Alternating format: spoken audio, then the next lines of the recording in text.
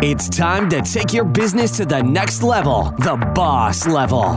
These are the premier business owner strategies and successes being utilized by the industry's top talent today. Rock your business like a boss, a VO boss. Now let's welcome your host, Ann Ganguza. Hola, Boss Voces. Bienvenidos al podcast con Ann Ganguza y Pilar Uribe. Hey everyone, welcome to the VO Boss Podcast. I'm your host, Ann Ganguza, and with me today is very, very special guest, co-host, Pilar Uribe. Pilar! Aloha. Hello, how are you? I'm doing great today, Ann. How you doing? I am doing good. I'm doing really good, except I had a client that I had to let go the other day. Ooh, well, why? It was a new client that we were in a negotiation phase, and they wanted to kind of lowball me on a job. And it just turned out that what they wanted to pay, what their budget was, just did not align with where I am. And I was really standing tall and standing by what I'm worth. And I think that's a very valuable lesson that we should talk about for the bosses today, is to know your worth. It is so very important. It's so hard to say no, to walk away from a client. Like, it's terrifying, I think, for anybody starting out in the industry, right? To give up on an opportunity, especially when you feel like, well, I'm just getting started. I need the experience. I wish I had known you when I was getting started, because I can't tell you how many times that happened to me. And it's interesting that you bring this up, Ann, because a lot of the times when we are starting out, or let's say, we've worked, I did a lot of dubbing where the rates were standardized in Miami. So you didn't negotiate. They were just, this is what we're paying you. Mm-hmm. Exactly. So it's like, take it or leave it. And I was like, okay. But I think that voice actors sometimes think that there's something wrong with them because they don't know how to negotiate. And I think it's so important because this is such an industry where there is no standard set of, there is a standard set of rates, yes, for the industry, but everybody offers a different price. So it really is up to you, the voice actor, to figure out what it is that you are worth and to know how to negotiate. And so it's a skill that's learned. You may go into it not knowing how to negotiate, but that doesn't make you any less of a voice actor. It's just, it's a skill that has to be learned. And it takes time. It's not something that happens immediately. It does. I think it's a skill that it takes a little bit of practice. And I think you just have to be courageous. You have to be brave. And first of all, I want to just separate out, if you have an agent, the agent's job is to negotiate on your behalf, which is amazing. I love my agents who negotiate on my behalf. That's what they do. They get the work and then they negotiate the best price for us, and they're looking out for our best interests, hopefully for the most part, right? They're looking out for us getting the best price for who we are. So they know what we're worth. So think about it. If you're put in a position where you are negotiating, and this job may not have come through an agent, you've got somebody that's inquiring on your website, I'd like to use your voice for this particular job. How much? That's where you have to stand firm in understanding that you are worthy of a fair market price. And a great place to go find out a baseline of rates is, of course, the GVAA, right? Who doesn't love the GVAA rate guide? There's also Gravy for the Brain. They have some good international rates there. And SAG-AFTRA, too. SAG by the Numbers is the website. And I think that going to those different places gives you a gauge. So that will give you the confidence to be able to say, okay, this is how much I can command.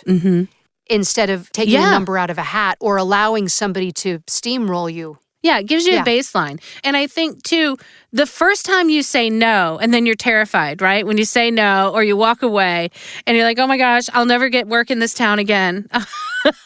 Because I've either made an assumption that is too large of a number and everybody's laughing at me now because they're like, no, I can't pay that number. That is part of the negotiation game, really. And you have to know that even if you're a beginner, you deserve as much as I do. I think we all deserve as much as the next person in terms of rates. There's so many new performers or new businesses, new voiceover artists that come to the game and say, well, I don't have the experience. You're not being hired for your experience. As a matter of fact, you're being hired for your voice and your performance. And your voice is just as worthy as my voice. So don't feel as though you cannot charge the same rate as I can. And I'm a big proponent of that, because if you're not and you're trying to undercut because you either feel you're not worthy or maybe you just want to get the job, that doesn't do any favors to the industry either, bidding low, because in reality, it's a market perception. I want to always bring it back to lipsticks or shoes.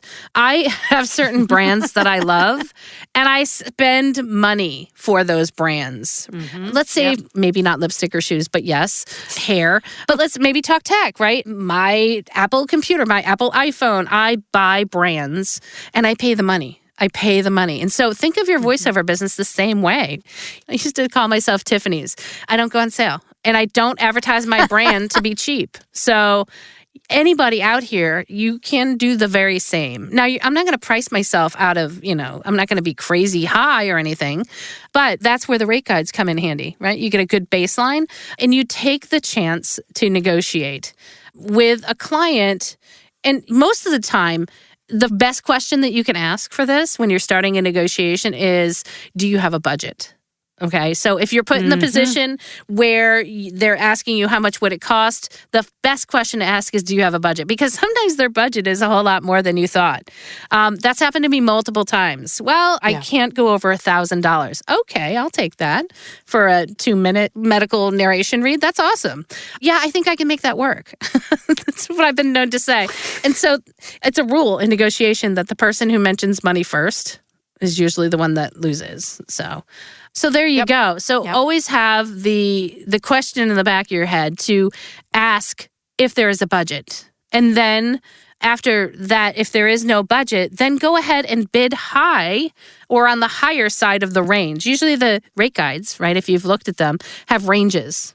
Like a 5-minute corporate read could be $350 to $550 or whatever that is. Bid on the higher end, because when you're starting a negotiation, start high, because then the only place to go is not necessarily higher. Client's not going to say, oh no, let me pay you $800 instead of $500.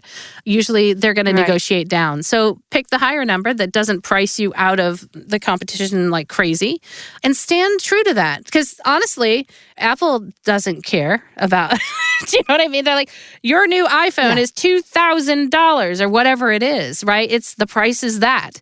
And we choose to accept it or not. And so you as a business, same kind of thing. Yeah, because it's like when you go in and you buy a dress and they tell you it's $100 or $500, you're not going to go and say, oh, can I buy $50 for the sleeve? No. Can I haggle that price? You might be able to haggle the price in some places, but not most stores that are retail. Generally, it's like they're not going to sit there and give you half a dress because you're not going to... At a garage sale, maybe. You can... or consignment, you can negotiate those things down. But we can start a trend. Sleeves, just buying the sleeves. Yeah, but that's generally not going to happen. I'll take just the sleeve, please. Exactly. Something I think that's important, though, to mention is knowing your worth, yes, but also knowing your worth as to where you are and not trying to oversell yourself. Because I've seen this happen over and over where somebody throws out a number and then it turns out that they don't have a professional recording studio, for example. So there's nothing wrong with that. I mean, I do know people who've actually worked with their USB mics. Great. So you need to be able to show your potential client, this is my studio, this is what my studio looks like, this is what my noise floor is, this is what my software is, everything. And then that way they know what they're dealing with, instead of sort of projecting something that might not be true. I agree, but I feel that before you're in that position, right? Before you're in the position of actually negotiating a job, you're going to make sure, hopefully, that you have a studio that can create great audio. But I totally agree with you there. If you're just starting out and you haven't had anybody evaluate that, that's one thing I think that's important, especially now since the pandemic. We're all expected to have a quality space where we can generate great audio from. So yeah, very important for you guys to know that. And yeah, you're right. There's that argument that demos don't necessarily showcase what your sound is like from the booth. I've actually known people to put sound files on their website. Here's what my booth sounds like, as kind of a precursor. And I actually think that's not a bad idea. I don't have it on my own website right now, but I actually thought about, here's a noise floor, here's a quick sample from my booth so you know what you're getting. Yeah, I think it's really important to show who you are, because just like when you walk into a store, You're seeing what the ground is like, the arrangement of the clothing and the register, is the floor clean. So you want to be able to, since you are projecting a business out onto the world stage of voiceover, because you don't know who it's going to be reaching. You want to have your office in order, and then that makes it just that much easier to be able to negotiate and to stand up for yourself. The presentation of a professional. I love that. Because they want to know that they're dealing with a business, right, that takes it seriously. Gosh, that brings up a whole nother side of things too. Like your website, right? You should have a domain name that is yourbusiness.com, anganguza.com. And that storefront should absolutely showcase who you are to the world professionally. A lot of times when I go to buy a product, right, online, isn't that what we do all the time? We Google people. We Google and the we product. go to the website. We look at if the website looks any kind of cheesy at all or not trustworthy, I don't buy. And so that's such a great thing that you brought up for people to understand that helps so much in your negotiation, that you are representing yourself as a professional business. And I think it does help also in the negotiation process if you're known to be a full-time voice talent. If you're not, you don't necessarily have to state that. You just have to look like this is your business and this is what you do. Sometimes if a customer or a potential client is reaching out to me, I might throw in their full-time voice talent, just so they know that's all I do. Like I'm not, doing 3 different jobs, and this is my business and this is how I make a living. So what a great point that was, Pilar, to present professional. Yeah, you have to present yourself as a professional, because otherwise, you're not going to be taken seriously. You reminded me of when I was in my agent's office for the first time, and they were as sweet as can be. And one of them was busy, and she was like, don't pay attention to me because I've got all this stuff to do. Obviously, she had a huge job that she had to get out at a certain time. And the only thing she said at the end, she piped up and she said, "Oh, we've looked at your website. We've listened to all of your material." Oh, don't you worry. And I was like, and it was just so interesting, because I was like, oh, these people did their homework. So if somebody's looking at your stuff, believe me, they are checking you out, regardless whether of you know it or not. Whether you know, but also it's also a question of, it doesn't have to be the fanciest thing, or it doesn't have to have all the bells and whistles. Just like a voiceover booth doesn't have to have all the bells and whistles. The important part is, are you producing sound quality where you can literally hear, where it's so quiet that you don't even hear a fish fart? I mean, I know this one very well-known voice actor who does promos inside his car. And he has just fixed it so he's got the microphone, he does it in a certain way, because a lot of the times he's driving and he needs to do something. But yeah, he's not going to audition while he's driving. Just want to... No, obviously. No, he stops on the side of the road. Yeah. He's out here and he'll have something from New York that's due at a certain time. He will stop on the side of the road.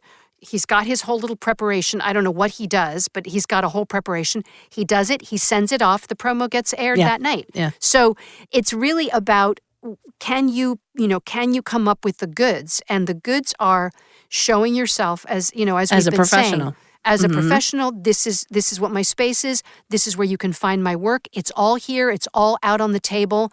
It'll be really easy to find. So you can hire me and you can negotiate with me, because I have all these parts of the puzzle together. All the parts of the puzzle are together. Yeah, that absolutely. It's such a cool side piece that you don't think about, right? When you're talking about knowing your worth. I mean, understanding that you're prepared to deliver quality audio, quality performance from a quality storefront or booth, right? Yep. And also, I am going to go so far as to say that your website says a lot about who you are professionally. And that has a lot to do with the power you can have in negotiation, and also helping yourself know your worth. If you yourself are committed to doing this for a living and making money at it, then that is step one of knowing that you are worthy of getting paid for it, and getting paid well for it, getting paid fairly. We can only hope that every job we do, we get paid well. And I will tell you, in the beginning, when I first started out in the industry, I didn't have a concept of what my worth was. And to be honest, there wasn't, it's so long ago that there weren't many groups out there online. Again, that's one of the reasons why I created VO Peeps back in the day, was to have a community online that we could talk and say, well, what did you charge? How do you handle negotiation? What is this job worth? And so now we have so many resources available at our fingertips. It only just says to me even more that we have to even more be vigilant about understanding who we are, what we're worth in this industry. And not that we even have to convince, but just showcase that we are worthy of getting paid something that's more than, something like 8 cents a word. No, not at all. Those jobs exist, and those are the ones that you don't necessarily... For me, I try not to align myself with jobs like that, because if the client doesn't value the service, right, to begin with, and they're putting out budgets that don't value the service, maybe they truly don't have the budget. But again, I think a budget is all in what you make of it, right? I pay good money for certain services so that I can depend on them.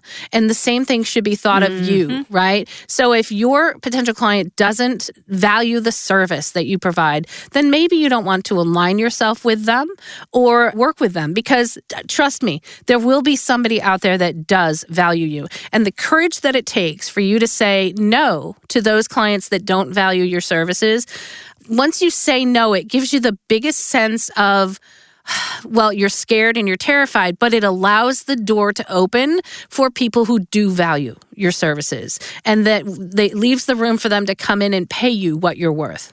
So I can't tell you, you'll do it one time and then that door will open and you will get paid by someone who believes in you and values your worth. And then that will give you all the confidence you need to go and just negotiate and understand your worth and put out those prices, put out those quotes that are worthy of your time, because you spent a lot of money, you spent a lot of time to get to where you are. There's training, there's demos, there's practice, there's your personal investment is what people are paying for, right? Your personal investment, and that is worth something. Absolutely. I totally agree. Something also that I have found when I used to negotiate back in Miami is that no doesn't always mean no forever. Yeah. Because there's a way to stand your ground, because a lot of things can happen between the time that a number is thrown out and you walk away. And I've had that happen to me more than once, where I don't necessarily say, I'm not going to take any less. I say, this is my price. Yep. And I've learned that from some amazing voiceover people in the industry. When I was very, very green and I went to my first couple of conferences, I learned from them that they stand their ground, basically, and they stand up for themselves and they say, this is what I charge. And they're very, very specific. And there is wiggle room, and it is very important to throw out a decent number and not too low, but obviously not out of the range. But when you're in that negotiating stage, I've actually had people come back and say, okay, all right, let's do it. I agree. So it's just kind of funny. So it's just, maybe there's also a mental sort of attitude to have about that, saying, this is who I'm worth. So you're not necessarily closing the door, but basically saying, here, I invite you to partake of my services for this amount. Again, it doesn't happen always, but sometimes there's a door that can stay open. Sure, absolutely. I totally agree with that. And people might have gone and they had a budget that was lower, and so they went and hired somebody with that lower budget, and they weren't as happy, right? So they come back to you. And that has happened to me multiple times too. And again, it's one of those things where you have to have the confidence. And guys, if you're just starting out and you don't have the confidence, it's okay. We all were there. We were all there once, right? You just have to take the step. You've got to have the courage to take the step, to stand by what you're worth, and walk away if the client doesn't bite. And the thing of it is, too, usually the clients that are offering a lower price are usually the ones that will nickel and dime you for everything. And I have run into that. I have lowered my price. I've worked with a client's budget. Here's my number. We negotiated, and they said, I only have this. And I thought, okay, all right, I'll work with you. And it might have been lower than I would have wanted. At some point, you get an idea, a sense of who this client will be. Sometimes clients will just, if they get that lowball price, they're just going to be painful. They're going to be painful clients that will want everything for no money. And you only have to work with a couple of those, like, or maybe one of them once, and you'll be like, okay, never again, because the amount of time that you spent trying to please that client at that low rate could be better spent working with a client who did value you or does value you and doesn't try to nickel and dime you for a bunch of pickups afterwards. You have to know when to walk away. Absolutely. But it's also an attitude that I think is so important, as we've been saying throughout this time. This is what I'm worth. Here I am. When you walk into an Apple store, you know exactly what you're getting into. Apple doesn't go on sale, if I remember right. Exactly. Apple doesn't go on. Exactly. It's like what you see is what you get. Chanel lipstick does not go on sale. I'm just saying. I am just saying I have bought Chanel lipstick before. They do not go on sale. And the funny thing is in a way, it makes me relieved because I feel like sometimes when things do go on sale all the time, I'm like, oh my God, let me wait until the right price comes. But Chanel, I know they're dependable. I love them. They've got my colors. They last and they're worth the money. And so think of that client hiring you. It's going to be, you know what? And whatever. Can you do this job? Sure. Give me an invoice. I love clients like that because that means that you've worked with them enough. They trust you and they're just like, okay, whatever. They know they're going to get good value from you. And so it is something to be said to work with quality clients rather than trying to just work your way up. And as I mentioned, in the beginning, I didn't know better. But now, bosses, we can't be the only podcast or the only people who have said, know your worth. However, this is just another step where if you've listened to this podcast, you have to know your worth. You have no excuses now to take something that does not pay you what you are worth. And maybe you need the experience of working with a client who may not pay you what you think you're worth. And that's okay, because that's a learning and a growing experience for you. But we're here to tell you that you don't really have to go through that if you don't want to, because you are worthy. You are worthy of a fair price. Yeah. I think it's really important to visualize yourself as just because we are a voiceover, we are a brick and mortar store. We just do it from our own area. But why not visualize yourself as an Apple versus a Tiffany's, Apple, Chanel. Yeah, exactly. You don't have to be a 7-Eleven. I mean, 7-Eleven is great when you want a Slurpee, but why not visualize yourself as this is who I am and this is what I have to offer. That's so important. I got so excited because you said visualize that you are worthy, or manifest. Yes. It's so important. Manifest that you are worthy of it. And that will carry you really far. That whole belief and the manifestation that you are worthy of it will carry you really far in this industry. I just had to agree with you wholeheartedly. And also that you are a working actor. Yes. That you are a working voiceover actor capable of taking these jobs. I think that people think that when they visualize, and, we could spend a whole podcast on this, I think people think that when they visualize something that all of a sudden it's just going to magically like that. That is not what happens. When you see yourself and you present yourself, you put it out into the universe, it's not necessarily going to come back immediately, but it does come back. Because if you had told me over 12 years ago that I would be making a living doing voiceover, my gosh. I would have said, are you kidding? There's no way. I'm an actor. I've done on camera. And I love this business. I just kept putting one foot in front of the other, seeing myself do this. And so there really is something to be said. It does take patience, though. Yeah. So, you can get there and you can see yourself taking those steps. And once you're there, you can accept it. You can say, yep, it's done. It's done. And what we're saying about knowing your worth is just that much closer to what it is that you want to accomplish. Yep, that successful business. And that's so funny. Like, think of when you first started in this business. Did you ever believe? Like, when I first started, I didn't really have a thought one way or the other. I just knew that I was passionate about it, and I just kept putting my head down and working. However, I will tell you, in the beginning, it was a very different environment because coming from a corporate background, which I came from, where that paycheck was given to me every 2 weeks or whatever, and I knew that money was coming into the entrepreneurship, and now all of a sudden being put in a position where I had to negotiate my price was, oh my goodness, like before people told me what I was worth because I got a paycheck for it. Now it was me there to determine what was my worth. It's so interesting to go from the mentality of, here, I've arranged a salary and I work for this particular salary and that's what I'm worth, to an environment and an entrepreneurship where I am determining what is my worth. That's a whole big pedagogical shift in your brain. And so, yes, it takes time to learn how to do that. And it's okay, guys. Just remember, there's always clients out there. I think if you make a choice and you're brave and you walk away from one client, there's always another client around the corner that opens the door for more clients and more work. You just have to manifest and believe and take that leap of faith. Something definitely that you can learn to do. Good stuff. Good stuff. Wow. So, bosses, know your worth. You are worthy. So, on that note, if you also want to make a difference and use your voice to make an immediate difference in our world that will give back to the communities that are close to you, you can find out more and how to do that at 100voiceswhocare.org to commit. Wonderful, wonderful new sponsor. Bosses, literally it takes less than $1 a day, and you can make a humongous difference in a local organization of your choice. Visit 100voiceswhocare.org to find out more. Also, thank you so much to our amazing sponsor, IPDTL, because I get to talk to Pilar every week. And we get to talk about really cool things about how wonderful you guys all are and how we are worthy. We are worthy. Much, much support and thanks to IPDTL.com. Find out more at IPDTL.com. You guys have a great week, and we'll see you next week.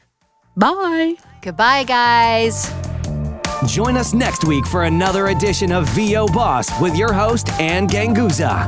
And take your business to the next level. Sign up for our mailing list at voboss.com and receive exclusive content, industry revolutionizing tips and strategies, and new ways to rock your business like a boss. Redistribution with permission, coast-to-coast connectivity via IPDTL.